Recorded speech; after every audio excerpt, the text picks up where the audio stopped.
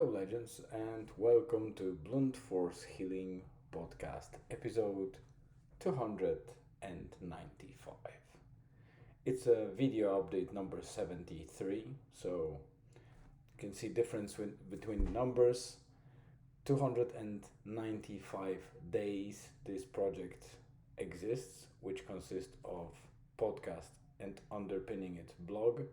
If you're interested in reading the blog, it's slightly different than the podcast, albeit it's about the similar content, but they supplement each other.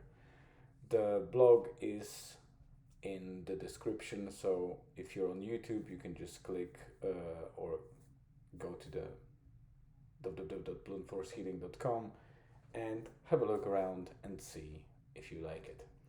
So 295 days is how long the blog and podcast exist, but the actual videos or video content that I'm recording, it's just 73 days in total. So 73 episodes. Yesterday I did a very short episode, mainly because it was very late, but also because of a situation that happened to us as a family, and I promise that I will write more about it and record a podcast today, a bit longer, about what was the case. So let me rewind a little bit to yesterday's afternoon, where we decided to take opportunity and use the good weather. Well, it was on the verge of raining, but we knew that the rain is gonna pass closer to the evening. And when I checked the Met Iron, which is Irish Meteorological Institute website, it turned out that the masses of rain or rain clouds are going across Donegal town and area, but they're only skimming against the north part of Donegal County. So we decided to hit the known place that we've been before once. It's a big forest area and some old friary or church kind of, you know, area.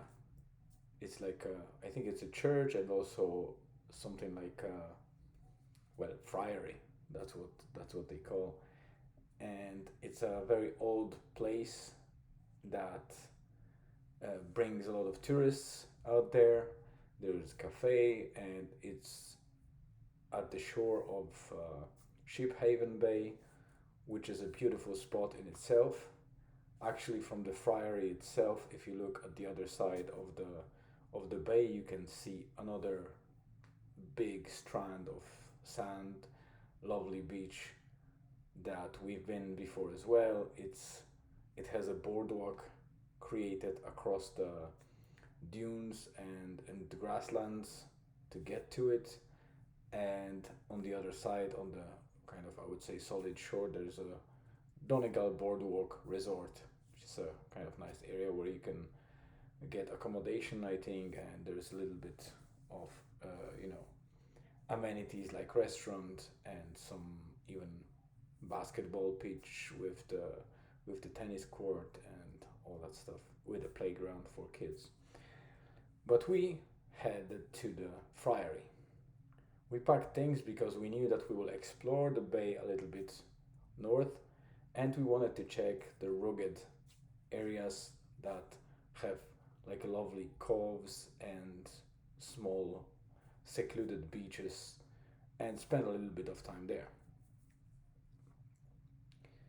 When we arrived, obviously it was packed. It's the season started, so it's July. A lot of tourists, so the parking was full of people. There was some mass ongoing, so that added to the busyness of that area. And we decided to get the backpack on, and we went um, alongside our previous path, which goes to a small beach just behind the friary grounds. We spend a nice time there, having a little grill, eating kind of sausages and all the stuff, and spending a lot of nice time. Pre-season, there was very little people there. It was very quiet and nice. This time there was more people, but still, I would say, bearable. And one thing I will give you a clue is that when you enter that path, which is kind of standard pavement for quite a while until it reaches the beach, and then it's a kind of rocky, uh, path that you can follow. But there is grassland, there is a lot of trees out there, and there are signs that make people or warn people about possibility of ticks in the grass. If you are familiar, well, you probably know what tick is. It's a very small kind of arachnid type creature. It looks pretty much like a nano spider that is slightly fatter. And what ticks do, they basically look for a host, which is usually an animal or human. Well, we are animals too, but yeah, let's distinguish them slightly.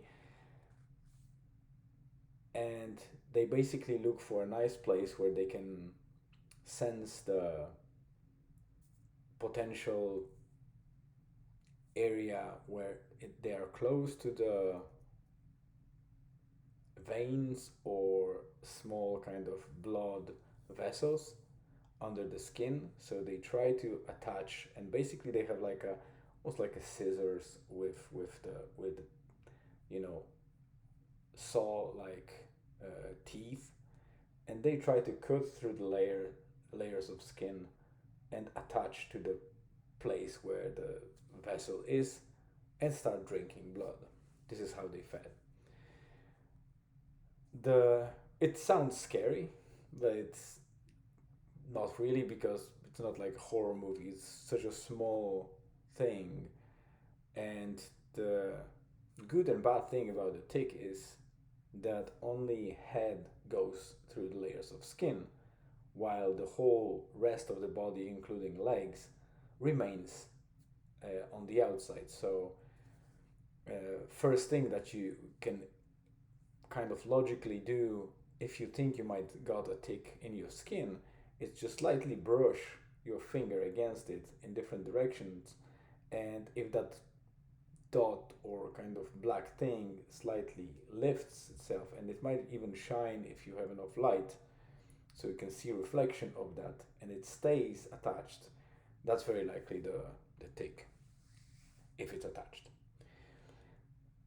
I'm saying that because many people ask me questions about ticks, how to prevent them, what to do. They were really scared and paranoid, and there is a reason for that, because especially in the United States, uh, any tick infested areas, especially ticks where deer are prevalent, is a high risk area for Lyme disease and similar sicknesses that might be transferred by ticks.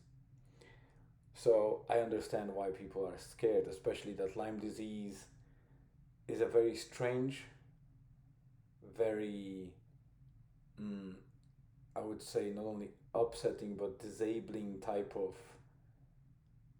illness that is very badly recognized even by the medical community.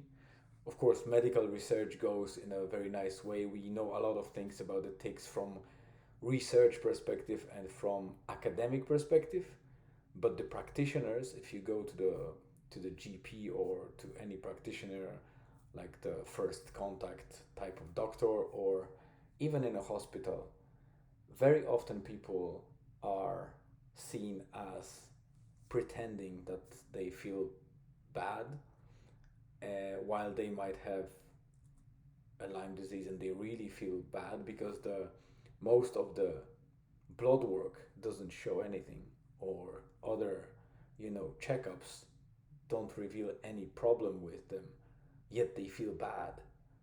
So it's very easy for medical practitioners that are not up to date with the research, and most of them don't because they don't care. They just went through the hardship of the school and university, they got their badge or paper, and now they need to work through their student loan and go with the flow and just earn money. So unfortunately, in many cases, in many areas or disciplines, that's how it works. People do it not because they dedicate their life or they love the topic, although there are people, of course, in that community that do that.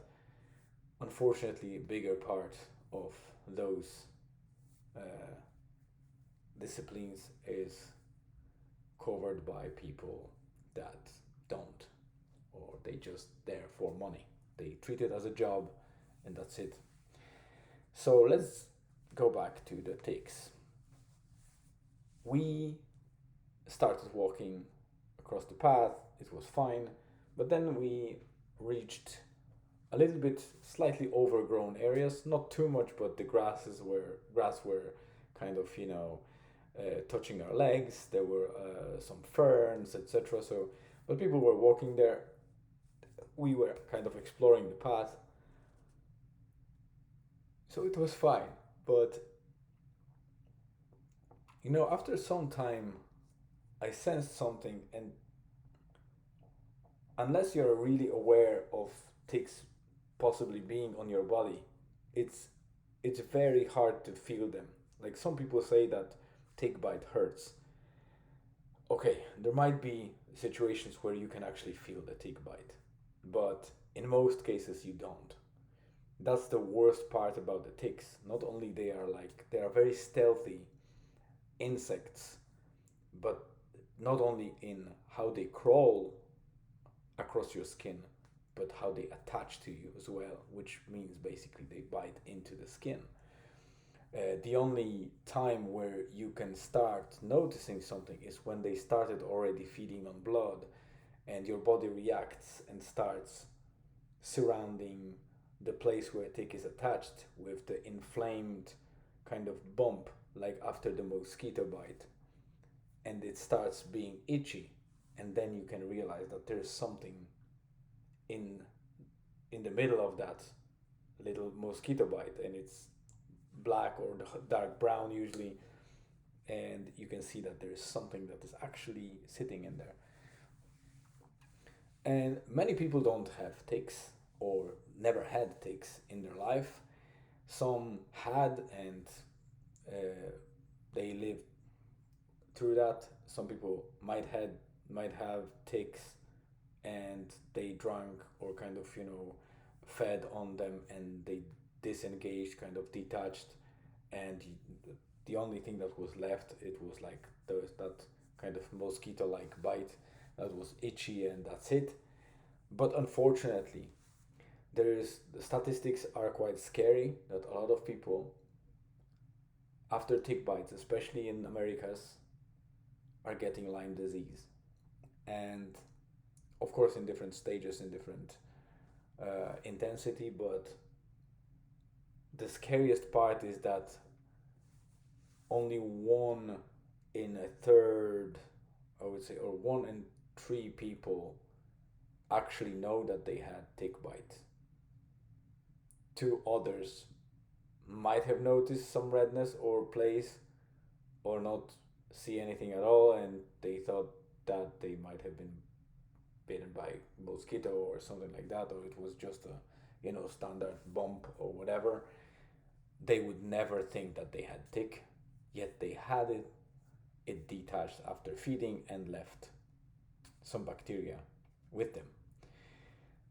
So as we walked towards the beach, I noticed that kind of feeling that it's good if I check my legs, because ticks usually live very close to the ground. It's either the leaves litter or grass, and they don't travel too high. Of course, they can. There are situations where tick might attach to a squirrel or something like that, and for some reason it's higher in the tree or in the higher bushes, but in general, their living area is close to the ground, and the best areas are usually in the foliage, like the leaves litter, where they uh, kind of from where they travel into the grass to await when some animal or human animal brushes their legs or something against that, so they can attach and get off the grass onto the host, and then they start traveling and looking for a place to attach. If you have long uh, pants or trousers and they are tucked in your legs, like in your shoes, or they are kind of quite tight, it's very likely that you won't get a tick, and you should probably afterwards check yourself and make sure that none of them is there. But we were in the shorts, most of us, so we had our lower legs revealed or kind of exposed, and I immediately spotted first adult tick crawling across my skin. So obviously I took it, I killed it, and I was fine. But then I found, I think, another one or two smaller ones, which are nymph stages before the adult. So tick goes through the stages of nymphs, and then, sorry, tick goes through stages from egg to larvae, nymph, and the adult. And nymphs might have kind of two or three stages in between, as far as I know. So they might be very little to almost adult size, and then adults are obviously the biggest, so the easiest to see. But the nymphs are the worst to spot because they are so little that it's very easy to mistaken them with something else, like a grain of sand or something like that. That's why that brushing slightly your skin is very easy to detect if something flaps and it's attached to your skin, even if it's small, and you can't just simply blow it away or just rub it off, and not too strong, of course. So that was the first sign that we are there for a treat. Once we reached the beach, it was probably about 2.5 kilometers from when we left the car. I already found probably 5 or 6 ticks on myself. Julian found 4, and even my wife found, I think, 2 or 3, which is first time in her life to have a tick. We were many times on different hikes and different, forest walks, and we thought that ticks don't like her. But it seems that there were so many that they started even attempting to feed on my wife, which only shows that there is something wrong. So, as I started checking my body on that beach when Julian and Ella were already checked, and we removed all the ticks, I found a couple more, and eventually I had probably around 12 or so already by that time. On the way back, we went different routes to not brush against those ferns and grass, and also to explore a little bit more of the forest. And the road was quite wide, but still there were single, grass. I don't know how you call it, straws or whatever that were on the road. They were growing there, but they were very rare. Yet even there, on the way, we found a couple of ticks, and when we reached the car, we found a couple more on our shoes, etc. And we took them off. And after a long way back from Ard's forest, when we arrived home, I said, listen, I need to check you guys because we could have missed some of the ticks, and as they travel, they might be already attached. They might have been on the socks, on shoes that we haven't seen, and they now traveled far enough to be visible. So we need to check that before we go to sleep. So we spent quite a lot of time checking ourselves, helping ourselves, and the final count was just shy of 50 ticks across all of us. So you can imagine how infested that area is at this time of year, and most of the ticks were on me. I would say probably 26, 27 ticks. I didn't count exactly, but this is what I found on myself. And the scariest part, I would say, to show Julian and Ella how easy it is to overlook them and think that you already taken all of them. And then after an hour or two, when we were at home, I just lifted my one of the shorts just to show my thigh, and on the thigh itself, within I would say area of about 10 15 centimeters square, 10 on 10 or 15 on 15, I found 6 plus 2 or 3 at the side of my thigh, which was ridiculous. They were all nymphs. They were very very small and minute, very hard, well, very easy to see because I know how to detect them because I had them many times. But for a regular person, it might be just, oh, there's something that to brush off, and they don't even bother with that until it starts maybe itching or something like that. But yeah, there were a couple of them, and they are not immediately recognizable. They are just small dots. So I took all of them, and Julian checked me up, and he found another one. I think the highest one that traveled was on my, I think, scapula, is what you call it, left scapula. So that was the highest one. So it traveled a lot. So Julian took it off me, and we summarized it about, I think, 48 ticks altogether. So just too shy of 50, which is probably the record. I've never had, more than 20 ticks. I think the most I had after like a solid walk in the forest when I was foraging for mushrooms, it was probably, I don't know, maybe 10, 15. But that was really infested, and they were all nymphs pretty much. But this time I kind of almost doubled on that. And it is scary, to be honest, because the more you know about the diseases they bring and how easy it is to miss them and not see them, it and how prevalent that Lyme disease is, yet we don't scream and shout to address it. I recommend you watching I think on Amazon Prime, on Amazon Prime, Apple Plus, and Vimeo on Demand, you can find, I think it's called Silent Epidemic. It's about Lyme disease. If you search for it, you should find it. I'll try to put the link in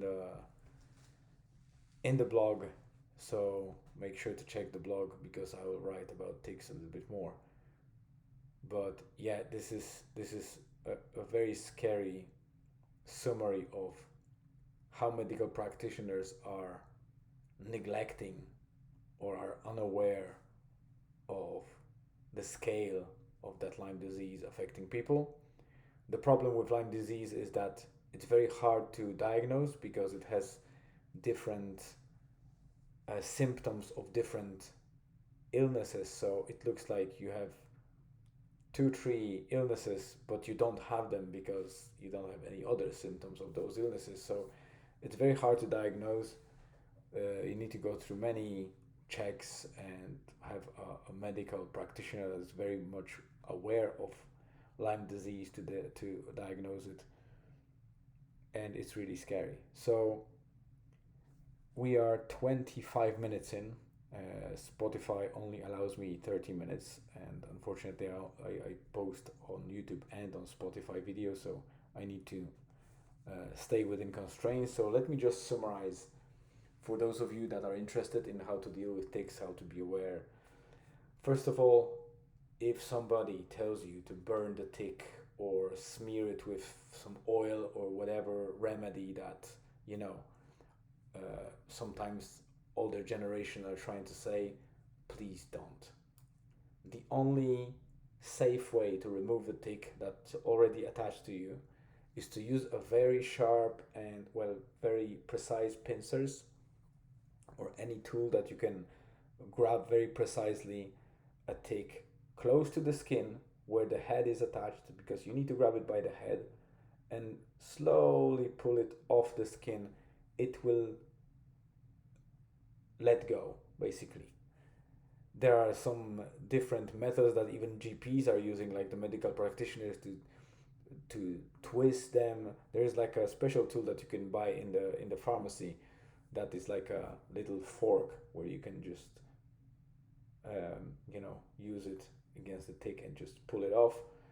Some people say to twist it. There is no need to twist it. The way tick's apparatus works is enough to just pull it. If you twist it, you can actually twist the head and leave something inside your skin. While it's not in theory dangerous, it might inflame that place, and if you destroy the head, there might be leakage from inside the tick of the blood, like bacteria infected blood. So just to be on the safe side, just pull it off gently and it will release. Then just kill it. What I do is I just put it on my fingernail and then use another one to just hard squeeze it. You will feel when it just basically pops and it's gone. And obviously wash your hands afterwards, because you might touch something, you might eat something with bacteria on you. So it's very important to wash thoroughly your hands afterwards, after killing the tick. Never burn it. Never squeeze the belly. Always grab it by the head close to the skin and lift it to detach, because if you squeeze the the body of the tick, you are basically squeezing all the content of its intestines, or actually there's no intestines, it's like a digestive sac or something that might contain bacteria. So if it fed on you and you are safe by grabbing it and squeezing, you might actually cause yourself harm or put yourself in a risk, while if you just pulled it right, there would be none. Because if you kind of squeeze it and it regurgitates into your bloodstream with the bacteria, then you're very likely to get Lyme disease or TBE. I think it's a tick-borne encephalitis or something like that. There are two other sicknesses or illnesses that I know are carried by ticks. So they feed on different animals that have that bacteria, and those animals can't transfer that bacteria to us other than through ticks, and ticks are actually the carriers. All right, there will be more and more concise writing in the blog post to point all those things. So head on there if you're interested. We're 29 minutes in already, so I need to wrap up. Thank you very much for listening. It was a long episode. I appreciate your time. Stay safe. Make sure that you check yourself after walking in the grasslands or a forest like the woodlands, because you never know if you had a tick. And remove it carefully and destroy it. Wash your hands and you should be safe. If unsure, check with the medical professional and say that you had a tick. Stay tuned. I will probably be educating more in that topic in later episodes. In the meantime, see you in the next episode, which is coming tomorrow.